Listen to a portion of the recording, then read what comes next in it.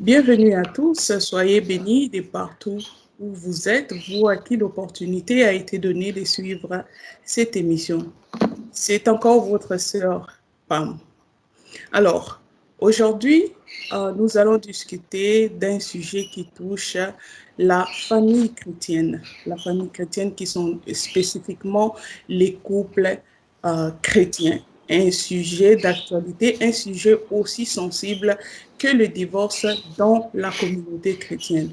Notre invité du jour est le prophète Francis Ngawala qui nous joint depuis la RDC à Kinshasa. Bonjour, prophète Francis. Bonjour, sœur Pamela. Merci. L'honneur est le mien de vous recevoir sur cette plateforme. Prophète, il y a un problème. En ce moment, les couples sont vraiment frappés par un phénomène qui est le divorce. Donc, le divorce est devenu comme une royauté, un peu, qui se passe, qui se transfère de parents en enfants. Pourquoi ce phénomène divorce frappe autant les couples non chrétiens que les couples chrétiens? Plusieurs raisons s'expliquent. Parce que vous avez des raisons psychologiques, vous avez des raisons qui sont spirituelles, mais vous avez aussi des raisons qui sont purement sociales. Ouais, déjà, le Seigneur Jésus avait jeté les jalons. Il a dit ceci, c'est que vous êtes dans le monde, mais vous n'êtes pas du monde. Aujourd'hui, il faut dire que le chrétien a tendance à s'identifier comme un citoyen lambda, comme un kidam à ce que le monde offre. Donc, il y a déjà le fait que, premièrement, j'aimerais le dire, après les trois grandes raisons qui sont pour moi spirituelles, psychologiques et sociales. Si j'entre dans les détails, vous avez le fait que le chrétien ne comprenne pas bien c'est quoi le christianisme, qu'il ne comprenne pas bien qu'en tant que chrétien, le Seigneur Dieu attend de lui qu'il soit déjà différent. Dans 1 Timothée 4, verset 16, à l'entrée de jeu, 1 Timothée 4, 16, l'apôtre Paul dit ceci, il dit à Timothée, veille sur toi-même et veille sur ton enseignement. Donc, la qualité de l'enseignement auquel le chrétien a aujourd'hui part n'obstrue pas tellement sur le sujet du divorce. En fait, bref, vous allez remarquer que le divorce, on n'en parle pas dans les églises. Nous continuons à traiter cela comme étant des questions taboues. Or, pendant que nous, l'Église, nous traitons le divorce comme étant une question taboue, c'est en train de faire du chemin. Et lorsque le chrétien lui-même se considère comme un mondain, il se dit, bon, si le païen peut divorcer pour telle raison, c'est que moi aussi, je peux faire de même. Parce que l'identité chrétienne ne prime pas au-dessus de toute autre identité dans la vie de la plupart des chrétiens. Il y a aussi le fait que nous ne comprenons pas toujours en tant que chrétiens que le mariage est une institution sacrée. Aux preuves, la plupart des églises ne préparent pas les couples au mariage, mais les marient comme étant un signe d'honneur que nous marions aussi les gens. Or, dès lors que nous considérons que le mariage est une institution sacrée, en langage ecclésiastique, on dirait, dès lors que nous considérons que le mariage est une liturgie, ça veut dire que nous allons cesser de traiter cela avec autant de simplicité ou autant de légèreté, parce qu'il y a une légèreté qui nous caractérise lorsque nous parlons de mariage, de divorce. La dernière raison que j'aimerais donner, c'est qu'il y a plusieurs personnes qui n'ont pas été préparées au divorce ni par l'Église, ni par la famille, et lesquelles aujourd'hui, bien que chrétiens, ne savent pas faire face à tous les problèmes qui peuvent subvenir ou surgir dans le mariage. Et là, lorsque je prends déjà les questions sociales, je prends également les questions psychologiques, vous avez des gens qui sont psychologiquement faibles et qui ne peuvent peut-être pas supporter qu'il y ait, par exemple, une mauvaise gestion du stress, une mauvaise gestion de la dépression. Vous avez les raisons sociales, il est de ces gens qui ne supportent pas de manquer. Il est de ces personnes qui ne supportent pas d'appartenir à un seul homme ou un homme qui ne supporte pas d'appartenir à une seule femme.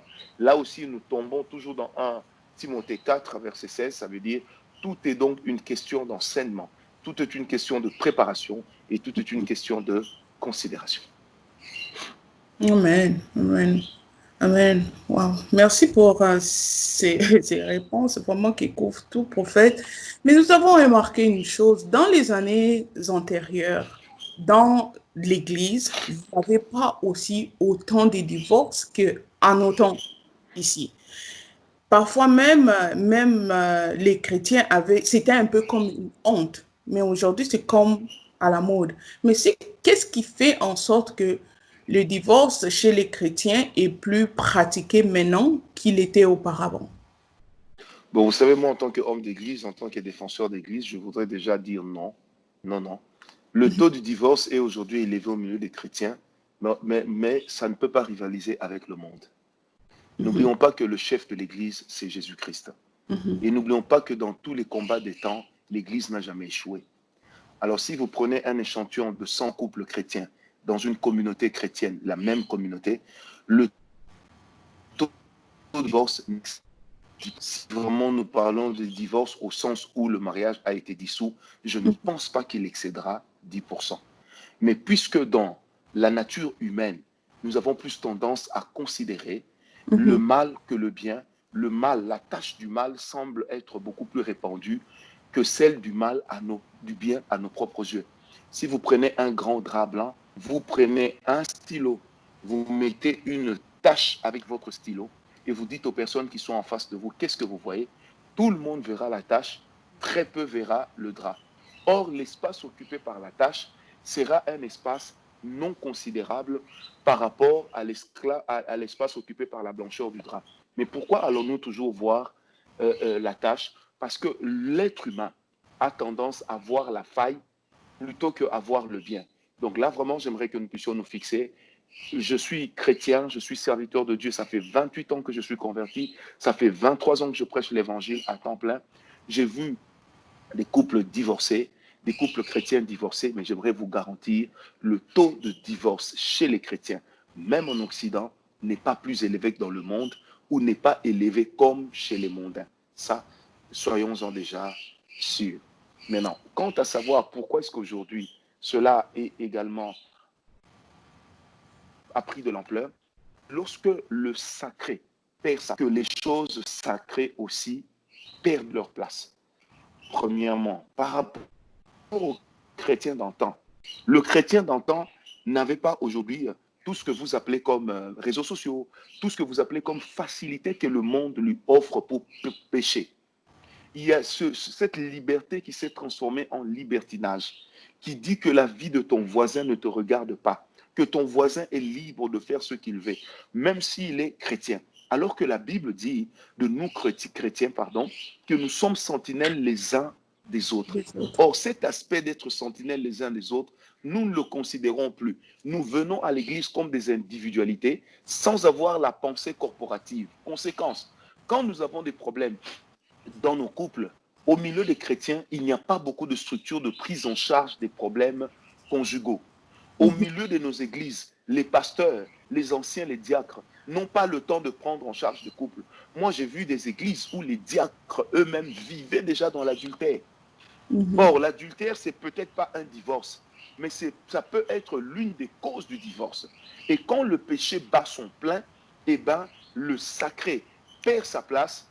Le mariage étant sacré, perdra aussi sa valeur aux yeux de la personne qui ne considère pas que le mariage est sacré. mhm, Il y a aussi une autre chose, maman. C'est que nous, en tant que chrétiens, nous ne comprenons pas aujourd'hui la valeur de notre identité. Ça veut dire que être une seule chair avec sa femme ou avec son mari ne veut pas dire que vous serez exempt des problèmes. Les problèmes pourront surgir parce que vous êtes humain. Mais une chose est importante à savoir, c'est que les problèmes qui arrivent dans le couple ne doivent pas toujours avoir pour solution le divorce. mhm. Parce que lorsque vous avez des mauvais conseillers dans l'Église, lorsque vous avez des mauvais conseillers en tant que chrétien, que font ces conseillers? Eh bien, ces conseillers vont vous amener vers le divorce. Alors que si vous tombez sur des bons conseillers, ces conseillers vont vous aider à avancer. Mais aussi, ma sœur, combien aujourd'hui dans les églises, les pasteurs refusent de parler de divorce parce qu'ils ont peur de perdre quelques fidèles. Or, la Bible dit dans Proverbe 8, verset 33, écoute l'instruction, deviens sage, ne la rejette pas. L'instruction, c'est la connaissance que nous sommes en train de forger, qui a pour but de nous amener à comprendre les valeurs sacrées de la parole de Dieu ou les choses sur lesquelles le Seigneur lui-même insiste.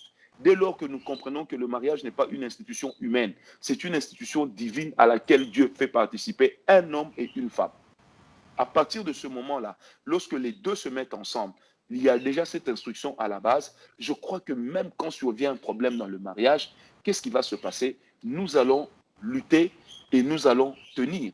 Ensuite, Hébreux 13:4 dit que le lit conjugal soit exempt de toute souillure, que l'adultère, que l'impudicité ne puisse pas vous accompagner. Ma soeur, aujourd'hui, vous avez des gens qui vivent dans l'adultère en tant que chrétiens, mais qui justifient leur adultère. Vous avez des gens qu'on peut suspendre pour adultère dans les églises et qui disent, moi, on m'a suspendu seulement parce que j'ai commis l'adultère. Où est l'amour dans tout ça? Ça veut dire que dans le chef de la personne, elle ne voit même pas la portée. Vous comprenez un peu? Or, lorsque vous êtes par exemple un leader et que vous commettez le mal, la masse qui est derrière vous le commettra aussi facilement lorsque la repentance n'est pas sincère. C'est pourquoi la Bible dit que si les prémices sont saintes, la masse aussi le sera. Donc, d'autre part, il y a aussi la part de l'homme de Dieu. Sommes-nous saints? Sommes-nous ces personnes qui servons d'exemple? Lorsque l'apôtre Paul parle aux Galates, il dit, Galates, devenez mes imitateurs, comme moi, Paul, je le suis de Christ. Posons-nous la question, est-ce que nous, en tant que serviteurs de Dieu, aujourd'hui, sommes-nous vraiment des exemples que les gens peuvent suivre? Combien d'entre nous ne vivent pas dans l'adultère? Combien d'entre nous ne se vautrent pas dans l'impudicité? Combien d'entre nous ne se vautrent pas dans un langage de paria? Au moindre problème, c'est de dire à l'autre, oui, d'ailleurs, qu'est-ce que tu crois? Moi, je peux aussi divorcer, je continuerai mon sacerdoce. Qu'est-ce que tu crois? Non, la responsabilité est humaine et non divine. Les choses que vous avez énumérées, peut-être comme le manque de sanctification dans l'Église. Est-ce que au temps passé, il n'y avait pas une grande prévalence de cela? Ou c'est maintenant que ça s'est amplifié? Là, on parle toujours, on reste toujours dans le cadre chrétien. Oui, oui, vous savez, je veux vous donner un exemple très simple. Quand je me suis converti en 1992, 92 selon les Belges, vous savez, quand un frère ou une sœur tombait dans l'impudicité, eux-mêmes s'auto-suspendaient. Eux-mêmes venaient voir leur pasteur pour dire, pasteur, nous avons mal marché. Aujourd'hui, le chrétien, grâce à la technologie, a 10 000 pasteurs. Il va aller confesser chez un pasteur qui ne le connaît ni d'Adam ni d'Ève, juste pour couvrir son forfait. Comme ça, au moins, personne ne saura. Il y a cette bataille accrue de pouvoir sauver l'image sans avoir le fond. Or, celui qui se bat pour sauver l'image est en train de battre de l'air. Je dis toujours, moi je suis président d'un ministère, je suis pas titulaire d'une église. Je dis toujours, le Christ que moi j'ai reçu, j'ai l'impression que c'est un Christ différent de vous autres chrétiens d'aujourd'hui. C'est-à-dire un Christ qui faisait que lorsque le péché entrait dans ta propre vie, tu étais mal. Mais aujourd'hui, quand le péché entre dans la vie d'un chrétien à l'église, d'un chrétien lambda, vous êtes obligé de chercher la révélation pour pouvoir le coincer, ensuite l'amener à la repentance. De ce moment-là, donc la sanctification doit retrouver sa place parce que les dons spirituels, la manifestation de l'onction, la manifestation des prophéties, je suis moi-même prophète, ne peut pas remplacer la sanctification. Le premier caractère que Dieu donne aux gens qui deviennent, c'est le caractère de la sanctification. Le Seigneur a dit, soyez saints comme moi, l'Éternel, votre Dieu, je le suis. La Bible le dit plus de 73 fois dans les Écritures. Mais pourquoi est-ce qu'aujourd'hui le chrétien ne se sanctifie pas? Parce que aussi, ma sœur, la sanctification ne se prêche pas dans l'Église. Des fois, nous avons peur de prêcher la sanctification parce qu'il y a la deuxième femme de quelqu'un qui est grand partenaire à l'Église. Peut-être parce que cette diaconesse-là, c'est elle qui prend en charge le loyer de l'Église et elle vit dans l'adultère et elle va vers le divorce. On ne peut pas parler parce que c'est elle qui aide. Moi, j'ai connu l'histoire d'une grande église, ma sœur. Un ancien de l'église est sorti avec la femme d'autrui. Le mari de la femme s'en est rendu compte. Il a demandé le divorce. Le pasteur a pris parti pour l'ancien. Pourquoi? Parce que l'ancien était ministre dans le gouvernement. Donc, puisqu'il ne fallait pas le léser, il fallait que le pasteur accepte de sacrifier le plus faible. Non. Ramenons l'arche de l'Éternel dans l'Église. Amen. Ramenons le mystère de la croix. Ramenons la sanctification sans laquelle nul ne verra le Seigneur. Amen. Amen. Amen. Prophète, est-ce que c'est un phénomène vraiment qui inquiète l'Église? Parce que dans Genèse 12, 2, Dieu a fait la promesse à Abraham qui bénirait toutes les familles de la terre à travers Abraham. Aujourd'hui, Christ reviendra trouver des églises, des familles divisées dans des églises. Pourquoi? Qu'est-ce qui empêche l'Église de s'élever comme un seul homme pour combattre ce phénomène? Ce phénomène qui ravage et qui déchire les familles. Bon, ma soeur, moi, je voudrais nuancer. Vous savez, quand vous parlez de sanctification, la sanctification n'est pas communautaire, elle est individuelle. L'œuvre de la sanctification revient à chaque chrétien de prendre en charge la vie de sa communion avec le Seigneur Jésus. La communauté, le pasteur prêche. Mais dans la communauté, il y a beaucoup d'hypocrites. Maintenant, quand vous dites pourquoi est-ce que l'Église ne se lève pas comme un seul homme? Parce que l'Église ne marie pas les gens. L'Église accorde la bénédiction du ciel. Celui qui marie les gens, c'est l'État. Sauf lorsque vous allez dans des pays comme le Canada, dans lequel le pasteur joue également le rôle de l'officier d'état civil et il marie les gens. Chez nous, à l'église Parole de foi à Kinshasa, avant que nous puissions bénir ceux qui sont venus chercher la bénédiction nuptiale, nous demandons d'abord s'ils sont africains, à savoir s'ils ont payé leur dot. Si cela a été fait, nous cherchons également à savoir si ils sont déjà comparus devant l'officier d'état civil et que le mariage est enregistré. Après cela, l'Église accorde la bénédiction. Je répète, l'Église ne marie pas les gens. L'Église accorde la bénédiction.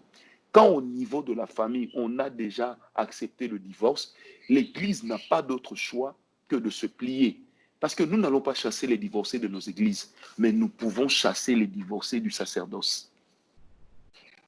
La responsabilité de l'Église, chez nous, par exemple, par la parole de foi, vous êtes là comme ça, vous êtes mariés, vous divorcez, vous, hommes mariés, divorcés, vous, frères divorcés, je ne veux pas vous laisser servir Dieu. Je ne veux pas vous laisser servir dans le sacerdoce parce que vous risquerez de devenir non seulement un sujet de souillure pour les autres, mais aussi un mauvais exemple. Et cela dépend du degré de votre responsabilité à l'Église. Est-ce que vous savez, par exemple, aujourd'hui, en Afrique de l'Ouest, le divorce passe difficilement. Dans l'Église chrétienne du Bénin, du Togo, du Nigeria, le divorce passe difficilement. Pourquoi? Parce qu'ils sont toujours en compétition avec l'islam. Et ils savent que là-bas, les musulmans font aussi leur évangélisation. Par conséquent, on a peur d'avoir des pasteurs divorcés, on a peur d'avoir des anciens divorcés dans les communautés, parce qu'on s'est dit, nous allons perdre les fidèles. Donc, nous pouvons nous lever comme un seul homme que par la qualité de la parole que nous prêchons, mais aussi par la qualité du règlement d'ordre intérieur, de la discipline que nous adoptons. Mais après cela, qu'est-ce que vous ne remarquez pas aujourd'hui, sœur Pamela? La sœur prie à la parole de foi. Si vous la suspendez parce qu'elle a été répudiée pour adultère, elle va aller prier dans une autre église. Là où on lui rendra toutes ses responsabilités, quelqu'un va même prophétiser pour dire c'est Dieu lui-même qui avait permis ça pour t'amener ici. Désolé. Ce sont des phénomènes malheureusement auxquels nous assistons dans les églises et pour lesquels nous ne pouvons pas fermer les yeux. Nous aujourd'hui, je ne vais pas citer les noms, mais nous savons que par exemple chez nous à la parole de foi, les gens que nous châtillons, les gens que nous punissons pour des cas de manque de sanctification criant, nous connaissons les églises dans lesquelles ils partent se retrouver. Les églises dans lesquelles les pasteurs ont déjà dit clairement, prêchez la prospérité, prêchez le ciel, arrêtez de prêcher la sanctification. Mais peut-on prêcher le ciel sans sanctification? Non, malheureusement. Définitivement, c'est vrai. Quand bien même vous dites que l'Église n'est pas, l'Église bénit, mais l'Église a aussi un rôle de préserver les couples pour ne pas tomber. Oui, mais le rôle de l'Église, comme je le dis, c'est d'abord de prêcher la sanctification, c'est de prêcher la vérité de la parole de Dieu, qui dit simplement que c'est Dieu qui a dit qu'il n'était pas bon que l'homme soit seul. Ça veut dire que l'instigateur du mariage, c'est Dieu. Est-ce que vous savez que généralement dans nos églises, nous ne prêchons le mariage que le jour du mariage? Si vous prenez un culte de dimanche pour prêcher contre le divorce ou sur le mariage, les gens vous trouvent un peu démodés. Nous avions organisé cela une année dans l'église, dans le ministère intitulé Grand Jeune. C'était sur le divorce et le remariage au milieu des chrétiens. Vous savez que c'était étonnant que beaucoup de gens n'étaient pas venus. Et quelqu'un m'a écrit sur Facebook en me disant, prophète, au lieu de parler du royaume des cieux, vous voulez nous parler du divorce ou du remariage. Qu'est-ce que cela va changer dans notre vie? Bon, ne pouvons pas engager un débat avec une personne déjà qui vous aborde avec autant d'arrogance. Je me tais. Mais malheureusement, c'est l'état du chrétien d'aujourd'hui.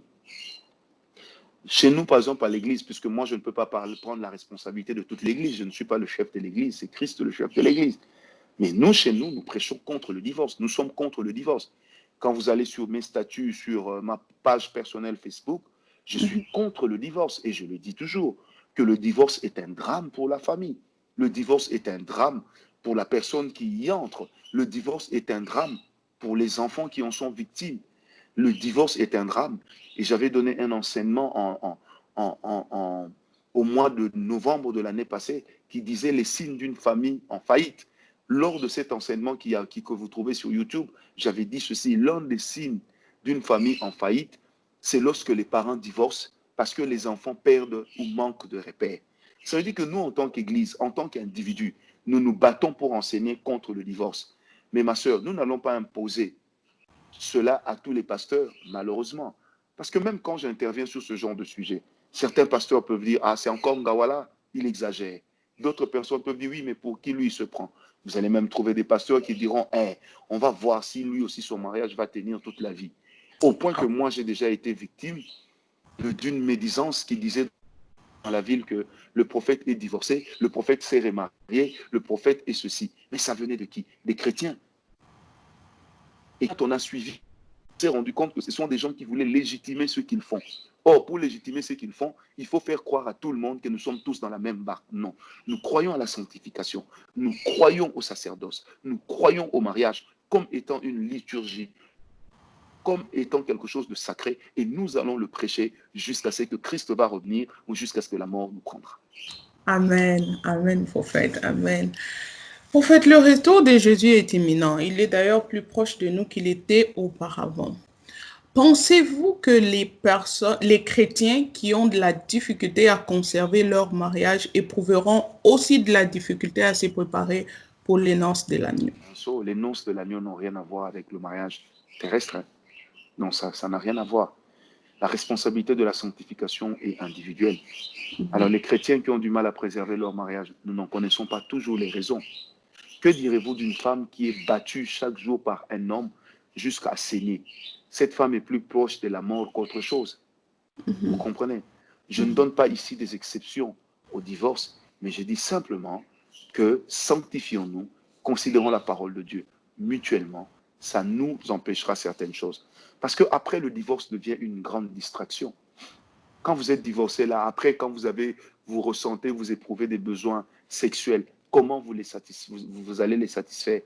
Vous êtes déjà habitué à un rythme de sexualité dans le mariage, vous divorcez, comment allez-vous faire? C'est là qu'il y a beaucoup de gens qui retournent dans une vie d'impudicité. Mais la Bible dit, et la Bible est claire, dehors les impudiques, dehors les adultères, dehors les menteurs, dehors les enchanteurs, dehors les voleurs, dehors tous ceux qui aiment et pratiquent l'iniquité. Voilà. Ok. Je vais m'assurer que j'ai bien compris votre réponse parce que dans votre réponse, j'ai senti aussi que quelque part, oui, si au cas où tu n'as pas pu maintenir ton mariage, tu vas te lancer tu peux te lancer après dans une vie de débauche. Et en te lançant dans une vie de débauche ou tu pêches et ce qui va empêcher que tu puisses aussi, d'une part, rencontrer le Seigneur. Est-ce que vous en Pas d'une conviendrez part, cela avec parce que moi? la Bible dit que les pécheurs n'entreront pas au ciel. Qu'on ne se Ok, trompe pas. ok, ok. Définitivement, on peut dire que ça a un impact. Ça aura un impact. Ça peut avoir un impact, mais je ne voudrais pas être absolu. Oui, ok, ok. Merci pour l'éclaircissement. Mais pour ceux qui nous suivent, qui n'ont peut-être pas eu l'occasion de vous suivre, comment est-ce que vous pourriez conseiller des couples qui en ce moment traversent les moments difficiles? Cherchez Dieu. Donnez la priorité à votre amour. Souvenez-vous des meilleurs moments. Cherchez un serviteur de Dieu ou un sage qui puisse vous aider à vous parler si vous ne vous parlez pas et que vous ne vous comprenez pas. Revenez à la source du mariage qui est Dieu. Et évitez de toujours évoquer la possibilité de divorcer à chaque fois qu'il y a un problème. Mais retenez aussi que votre tendance à divorcer peut être aussi le fruit d'une attaque spirituelle qui peut exiger, après cure d'âme auprès d'un serviteur de Dieu qui a la révélation, qui peut exiger que vous puissiez passer par la délivrance. N'hésitez pas à le faire. Faites tout votre possible pour chercher votre maintenance dans l'unité et dans le mariage.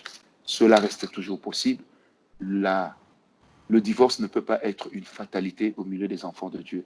Il y a toujours une solution. Ok, merci beaucoup, prophète. En conclusion, quelqu'un qui a divorcé, est-il considéré être un pécheur? Non, non, non, Ok. non. La Bible n'a jamais dit dehors les divorcés. Ok. Ne mélangeons pas les choses. Si aujourd'hui, un homme attrape sa femme en flagrant délit, j'aurais pu vivre avec cette femme qui demande le divorce. Est-ce que c'est lui qui a péché? Quand cette femme divorce parce qu'elle veut bien vivre avec son copain qui est dehors, afin de légitimer la relation avec son amant, elle a péché. Mhm. Et celui qui a subi son péché ne peut pas être considéré comme pécheur au même titre que elle. Non, ne mélangeons pas les pinceaux. La Bible dit, Dieu ne prend pas le coupable pour l'innocent, ni l'innocent pour le coupable. C'est aussi ça la justice de Dieu. Alors là, si je comprends bien, ça revient encore à la question de quel est le motif du divorce? Les motifs de divorce peuvent être divers, malheureusement. Divers. Il y a des gens qui disent à leur femme, ou des femmes qui disent à leur mari, je ne ressens plus rien pour toi. Et puis vous apprenez qu'ils ont divorcé. D'autres, vous apprenez qu'il y a eu l'adultère, ils ont divorcé. D'autres divorcent également parce qu'il y a des violences conjugales. D'autres divorcent encore à cause de la mauvaise influence de l'entourage, des amis ou de la famille. D'autres divorcent également pour des raisons financières. Elle a trouvé un homme qui a l'argent, qui lui propose le mariage. Elle vient créer une crise dans son foyer. Elle divorce pour aller vivre avec cet homme-là qui va subvenir à ses besoins financiers. C'est une raison de divorce que nous voyons aujourd'hui. Mais moi, je dis en tant que chrétien, aucune raison ne tient pour le divorce. D'autres accusent leur femme de sorcellerie ou d'autres femmes accusent leur mari de sorcellerie et divorcent. Ça ne peut pas être une raison de divorce. C'est pourquoi je dis et je répète que le divorce ne peut pas être considéré comme une fatalité parce que notre Dieu reste quand même celui qui est capable de nous aider à tenir et à ne pas faillir en sombrant dans le divorce. On peut toujours sauver quelque chose qu'il y a. C'est ma conviction. Amen. Je le crois aussi. Amen. Donc, merci beaucoup, prophète. Nous sommes arrivés à la fin. Est-ce que vous avez un mot de la fin? Mon mot de la fin pour tous ces couples qui sont au bord de la crise, au bord du divorce, sachez qu'il y a encore une solution et nous prions que Dieu vous aide à reconsidérer votre décision, à reconsidérer votre marche, à reconsidérer les lois qui gouvernent votre vie. Je prie vraiment de tout cœur que Dieu puisse vous bénir, que le Dieu d'amour puisse vous réconcilier, que le Dieu d'amour puisse amener vos cœurs à battre encore pour l'autre, que le pardon soit prôné. Soyez bénis au nom de Jésus-Christ. Amen. Amen. Merci, prophète. Je vais vous demander une dernière chose. C'est juste de vraiment faire une prière. Une prière pour ces couples-là qui sont en train de traverser des moments difficiles, qui sont faibles. Et prier aussi pour la vie de sanctification dans l'Église. Quand je parle d'Église, je ne vois pas les murs. Je vois les individus qui forment dans l'Église, les fidèles dans l'Église et ce cœur-là qui soit mené à la sanctification pour appeler la grâce de Dieu sur eux. Ok, on va prier, Seigneur Dieu Tout-Puissant. Je voudrais te prier, Seigneur, pour ton corps. Je voudrais te prier pour ton temple, Seigneur Dieu.